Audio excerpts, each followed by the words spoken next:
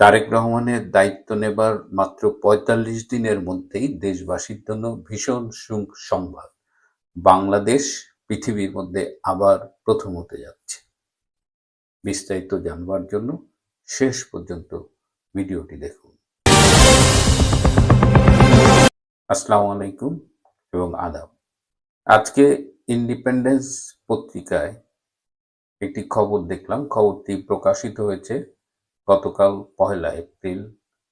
যুক্তরাষ্ট্রের ইন্ডিপেন্ডেন্ট পত্রিকাটা মোটামুটি পৃথিবীর অন্যতম একটা সেরা পত্রিকা। এই পত্রিকা বলেছে যে বাংলাদেশে বর্তমানে যে পরিমাণ তেলের রিজার্ভ আছে, বিশেষ করে ডিজেলের রিজার্ভ আছে, তার হয়তো সর্বোচ্চ ২ সপ্তাহ চলতে পারে এবং পৃথিবীতে প্রথম দেশ হিসেবে বাংলাদেশ তার তেল ফুরিয়ে যেতে পারে, এই আশঙ্কার কথা পত্রিকাটি বলেছে। এবং পত্রিকাটি বাংলাদেশে কর্মরত সরকারি অনেকের রেফারেন্স দিয়েছে, যদিও তাদের নাম প্রকাশ করেনি। এছাড়া বিভিন্ন স্ট্যাটিস্টিক্স দিয়ে দেখিয়ে দিয়েছে যে বাংলাদেশে এই মুহূর্তে ডিজেলের রিজার্ভ কত আছে। একটি সূত্র বলছে ৮০,০০০ টন, আর একটা সূত্র বলছে এটা আরো কম, এবং এভাবে চলতে থাকলে ২ সপ্তাহ পরে আর তেল থাকবে না। কিন্তু বাংলাদেশের যিনি জ্বালানি মন্ত্রী, তিনি কিন্তু বলছেন যে বাংলাদেশের তেলের কোনো সংকট নেই। এমনকি পররাষ্ট্র প্রতিমন্ত্রী শামা ওবায়দ এমপি তিনি সংসদে দাঁড়িয়ে বলেছেন যে বাংলাদেশে তেলের কোনো সংকট নেই। কিন্তু বাংলাদেশে বর্তমানে তেলের কি অবস্থা, এটা একটু আপনাদের আমি দেখাতে চাই। ছোট্ট ছোট কয়েকটা ভিডিও ক্লিপ একটু দেখেন।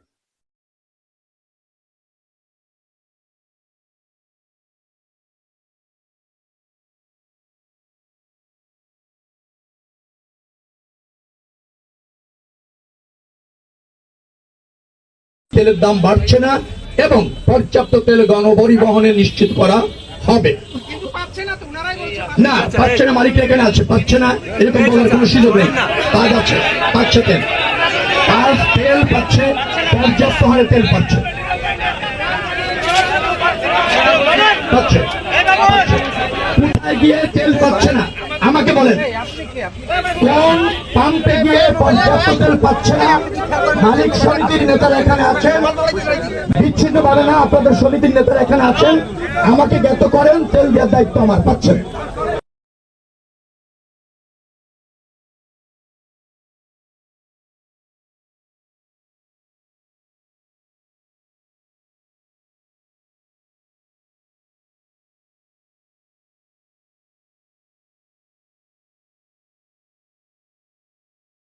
সবচেয়ে মর্মান্তিক একটা ঘটনা যেটা হলো যে তেল না পেয়ে সেই ট্রাক ড্রাইভার পেট্রোল পাম্পের ম্যানেজারের উপর দিয়ে ট্রাক চালিয়ে দিয়েছে এবং বেচারা সেখানেই মৃত্যুবরণ করেছে। মানে পরিস্থিতি কি ভয়াবহ সেটা বোঝাতে এই একটি ঘটনাই যথেষ্ট। এবং যে ছবিগুলো আমরা দেখছি যে অনেকে এখন সারা রাত পেট্রোল পাম্পে শুয়ে থাকছে সামান্য একটু তেল পাওয়ার কারণে, মানে আশায়। এবং এই তেল পাওয়ার প্রক্রিয়াকে আরো জটিল করে দেওয়া হয়েছে, যে এখন ফুয়েল কার্ড সংগ্রহ করতে হবে। এই ডিসির অফিস থেকে অনেক ডকুমেন্ট জমা দিয়ে ফুয়েল কার্ড সংগ্রহ করতে হবে, মানে মরার উপরে খাড়া গায়ে। এবং ঢাকার যে চিত্রটা আমরা দেখছি, ঢাকার বাইরের চিত্রটা আরো ভয়াবহ। সারা দেশে তেল নেই। এই তেলের সংকটের কারণ কি? অনেকেই বলছেন, বা আমরা জানি যে বিশ্বব্যাপী একটা সংকট দেখা দিয়েছে। এটার কারণ হলো ইরানের সাথে যে ইসরায়েল এবং আমেরিকার যে সংঘাত বা যুদ্ধ চলছে, এর ফলে যে ইরানের নিয়ন্ত্রণাধীন যে হরমুজ প্রণালী সেটা বন্ধ হয়ে গেছে। এবং এই হরমুজ প্রণালী দিয়েই কিন্তু পৃথিবীর প্রায় ২০-২৫% তেল এবং জ্বালানি ট্রান্সপোর্ট হয়। তো বাকি যে ৭৫% জ্বালানি ট্রান্সপোর্ট হয় অন্য অন্য রুটে, সেই রুটের খবর কি? বাংলাদেশের যে তেলটা আসে এরা আসলে হরমুজ প্রণালী হয়ে ওটা ইন্ডিয়ান ওশান হয়ে আসে। সো বাংলাদেশের জন্য এটার 25% না, বাংলাদেশের জন্য হয়তো এটা 90% অর ইভেন মোর। তো ন্যাচারালি বাংলাদেশ এফেক্টেড হয়েছে। কিন্তু ইরান তো বলেছে যে বাংলাদেশের ভেসেলস হরমুজ প্রণালী দিয়ে যেতে পারবে। তাহলে তো অন্য অন্য সারা পৃথিবীর যে সমস্যায় ভুগছে 5টি দেশ, তার মধ্যে বাংলাদেশ একটি, তারা তো হরমুজ প্রণালী ব্যবহার করতে পারবে, তাহলে সমস্যা কেন হচ্ছে? এর আগে যখন 22 সালে রাশিয়া এবং ইউক্রেন যুদ্ধ হয়েছিল এবং তখনও পৃথিবীতে নানামুখী সমস্যা হয়েছিল। ইউক্রেন হলো পৃথিবীর অন্যতম মানে বৃহৎ শস্য ভাণ্ডার, আবার রাশিয়া তেল সরবরাহকারী দেশ। তো এই দুটো দেশ যখন যুদ্ধে লিপ্ত হয় তখন কিন্তু খাদ্য সংকট দেখা দিতে পারে, তেলের সংকট দেখা দিতে পারে, এবং হয়েছে, এবং পৃথিবী তখন অনেক সাফার করেছে। তখন বাংলাদেশে ক্ষমতায় ছিল শেখ হাসিনার সরকার। তখন বিএনপির নেতা মির্জা ফখরুল আলমগীর, আবার আমাদের একজন বুদ্ধিজীবী আছে ডক্টর সলিমুল্লাহ খান, অনেকদিন তার কোনো আওয়াজ পাই না। তো এরা কিন্তু বলেছিল যে হাসিনার ভাবসাব দেখে মনে হচ্ছে যে ইউক্রেন যুদ্ধের ব্যয় বোধহয় বাংলাদেশই বহন করছে, এবং তখন তারা অনেক টিটকারি করছিল। তো আজকে মির্জা ফখরুল আলমগীরকে আমরা জিজ্ঞেস করতে চাই যে আজকে বাংলাদেশের তেলের এই অবস্থা, জ্বালানির খবর আরো ভয়াবহ শুনলাম যে 2.5 গুণ বেশি দাম দিয়ে এই কয়েকদিন আগে কিছু 2 কার্গো সম্ভবত লিকুইড ন্যাচারাল গ্যাস কিনেছে বাংলাদেশ সরকার। তো এরকম মানে বর্তমান যে দাম, আসল দাম, তার চেয়ে 2 গুণ 3 গুণ দামেও জিনিস কিনতেছে তারা, এই গ্যাস কিনতেছে, তেল, তাও তো পাওয়া যাচ্ছে না।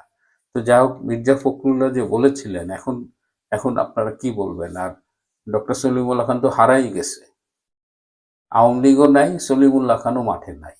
মানে ডলার খায় আওয়ামী লীগের বিরোধিতা করার জন্য, এখন আওয়ামী লীগ নাই, এখন তার আর এইদিকে তার এখন আর আমরা খোঁজ পাই না। তো এখন কথা হলো যে বাংলাদেশ কেন তেল পাচ্ছে না, এবং ইন্ডিয়ার কাছ থেকে তারা ডিজেল নিচ্ছে, আরো ডিজেল ইন্ডিয়া দিবে। যে ভারত বিরোধী রাজনীতি করে বিএনপি চলে, জামাত চলে, তারা এখন এই ভারতের কাছেই হাত পাততেছে।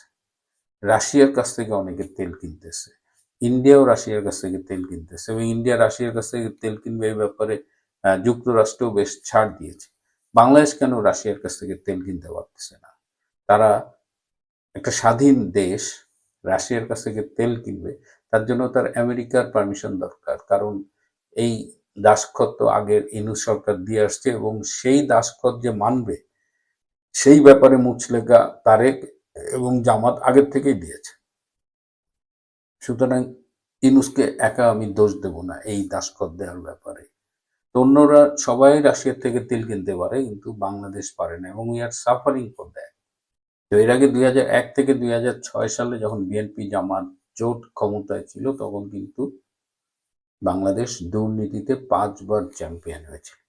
আর এবার তারেক রহমান ক্ষমতায় এসেই সবার আগে তেল ফুরোচ্ছে যে দেশটা পৃথিবীতে প্রথম, সেই দেশটার নাম বাংলাদেশ। 25শে ডিসেম্বর তিনি দেশে ফিরে বক্তৃতায় একটা চুরি করা স্টেটমেন্ট দিয়েছিলেন, আই হ্যাভ এ প্ল্যান। 1899 সালে একজন ডাচ নেতা ভ্যান লিন্ডে তিনি এটা অনেক আগে বলেছিলেন, সেই আই হ্যাভ এ প্ল্যান। তো সেইটা কপি পেস্ট করে তিনি 25শে ডিসেম্বর বলেছেন, কিন্তু আমরা আজও জানি না যে ভাইয়ার প্ল্যান কি। তার প্ল্যান কি তাহলে?